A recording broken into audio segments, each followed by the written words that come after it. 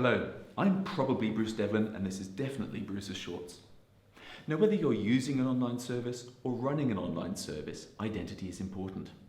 How do you know that a person is who they say they are?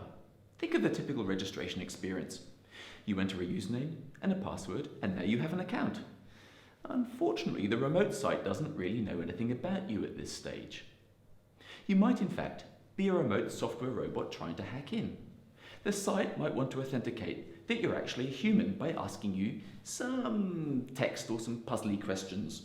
And that's what CAPTCHA is, to make certain it's not Tufty here trying to steal your identity. Next, the site might want to validate that you actually own or have access to the email that you provided. And they'll send you a validation email for you to click, and that will authenticate the email address.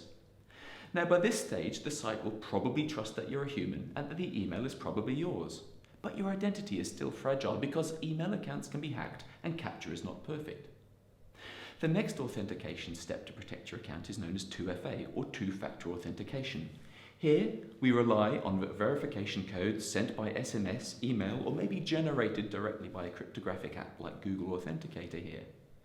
Now, this token will say that you're human, you're using a certain device at a certain time in a certain time window, and that makes the authentication pretty secure by today's standards, while providing you're using the HTTPS protocol. Look for that padlock at the top of your browser.